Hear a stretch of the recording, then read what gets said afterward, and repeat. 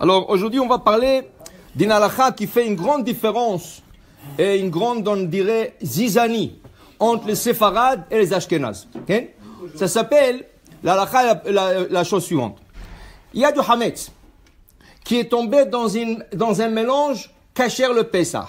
Nous savons que pendant l'année, quand il y a du non-kosher qui tombe dans du kasher, toujours la règle est 60 fois plus. Si tu as 60 fois plus le non-kosher, ça s'annule. Ça veut dire, si tu as, par exemple, je sais pas, 10 grammes, un morceau de viande, 10 grammes à peu près, de non-kosher est tombé dans une marmite, mais tu vois dans la marmite, il y a 10 grammes, 60 fois plus, ça veut dire 600 millilitres, 600 grammes. Il y a plus que 600, il y a 2 litres. Il y a 2 litres de légumes, la soupe, et tout ce que tu veux, ça s'annule. La seule chose, on te demande, si tu arrives à reconnaître le morceau non kosher, prends-la et jette-la, et le reste tu manges. Si tu n'arrives pas à reconnaître le morceau, parce qu'il s'est bien mélangé, tu remues toute la marmite et tu manges de tout. Et tu fermes les yeux. C'est ça. Maintenant, dans Pessah, ceci n'existe pas. Chametz ba Pessah be mashou. Mashou, ça veut dire 1 gramme dans, on va dire, 1000 litres, tout est interdit. Ça n'existe pas. Donc, maintenant, le Shulchan Aruch nous dit, mais attention, du hametz qui a perdu son goût. À tel point que même un chien, tu lui donneras à manger, il ne voudra pas le manger. Tu l'offres à un chien. Ça a été brûlé, tu l'as mis de la javel. Tu le donnes à un chien, il va de côté, il ne veut pas manger. Ça s'appelle hametz shenifsal me'achilat hakelev. Du hametz qui n'est plus propice même pas pour un chien. Dit le Shulchan Aruch, ce type de hametz, s'il tombe dans du manger, même pendant Pessah, c'est kasher. Parce qu'il n'a plus de goût. Il n'y a rien. Il n'y a plus de goût. C'est rien. Donc, c'est sûr qu'on ne va pas le mettre dans la marmite à Pessah. Si tu prends ce morceau et tu le manges, là tu as un problème aussi.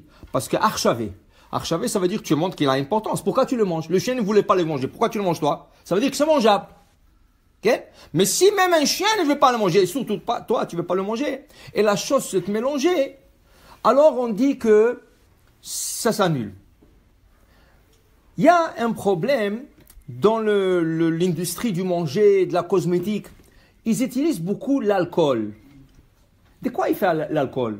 L'alcool, il est fait surtout à base de graines de blé. Tu prends des graines de blé et tu le chauffes, okay? Et tu évapores. Alors, ce que tu vas recevoir, ça va être de l'alcool pur. Ils le font aussi de maïs. Aujourd'hui, plus le maïs que l'alcool. Donc, maintenant, dans le parfum, on va prendre un exemple, des parfums, des déodorants. Qu'est-ce qu'il y a? Regarde, toujours un des ingrédients, alcool. Il se peut que c'est l'alcool de maïs. Mais aussi, il se peut que c'est des graines de blé. Nous, qu'est-ce qu'on dit? Qu'est-ce que dit le Maran, Shulchan Aruch? Qu'est-ce qu'il dit? Il dit, est-ce que si je donne ce parfum à un chien, est-ce qu'il va le boire? Non. Il ne va pas le boire. Impossible.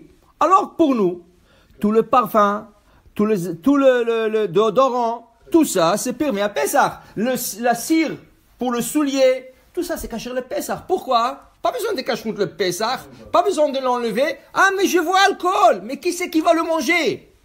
Même un chien ne le mangera pas. Dans ce cas, c'est ça. Alors le shampoing, le savon, toute la cosmétique, tout ça, personne ne le mange. Dentifrice, tout ça, ça je mange pas. Viens les Ashkénazes, ils disent une autre logique. Quelle est la logique? Il y a une histoire, il y a à peu près 60 ans, en Amérique, quand il y avait des juifs qui voulaient importer, ou des non-juifs aussi, c'est pareil que les juifs, c'est des non-juifs aussi, ils voulaient importer l'alcool. Et l'alcool, c'était très cher. La taxe sur l'alcool était très chère. C'est des citernes, ils emmenaient des citernes d'alcool. Quand ils arrivaient à la douane, il y avait des douaniers qui sortaient pour goûter, pour voir si c'est de l'alcool. Pour passer la douane, qu'est-ce qu'ils faisaient? Il y a des petites pastilles que tu mets dans l'alcool. Ça dénature l'alcool. Ça rend un goût affreux. Tu ne peux même pas le manger. Tu ne peux pas le toucher. C'est affreux. C'est du poison. C'est du poison. Quand ils arrivent à la douane, qu'est-ce que vous avez déclaré? Non, rien du tout, c'est un acide qu'on va nettoyer toute sur la maison. Ah oui, il goûte? Ah oui, vous avez raison, passez. Il passait la douane, il y a de ce qu'on appelle le renverse. Il mettait des autres pastilles et ça a renversé l'histoire et ça a devenu de l'alcool pur. Et là, il faisait beaucoup d'argent. Dit un des grands décisionnaires ashkénazes, Rav Moshe Feinstein, dit, puisque tu vois que même l'alcool qui est dénaturé, ça veut dire qu'il n'est plus l'alcool, il est renversible, on a peur qu'un fou va se jouer avec une bouteille de parfum. Okay? Il y a de l'alcool, tu le donnes à un chien, il ne va pas le manger. Peut-être lui, il va l'emmener au laboratoire et il va le renverser. Ça, c'est la logique ashkénaze. Et là, ils disent que tout le parfum doit être caché à la Pessah. Tout le rouge à lèvres doit être caché à la Pessah. Tout le savon doit être caché à la Pessah. Le savon à lessive, il doit être caché à la Pessah. Le cire à soulier, caché à la Pessah. Le dentifrice, caché à la Pessah. Tous ceux qui ne se mangent pas, dès qu'il y a de l'alcool, dès qu'il y a du hametz, même qu'il n'est pas mangé, la composition n'est pas mangée par un chien, ils disent c'est possible. C'est possible. Nous, on ne va pas cette dose. Alors ça fait une grande différence. Ashkenaz, c'est farad. Est-ce que tu dois enlever tous les parfums, tout le déodorant, le savon doit être au palmolive, pour la vaisselle, il doit être caché le Pessah? Ça fait une grande différence. Mais ça, c'est la logique. Nous, on regarde le produit comme tel.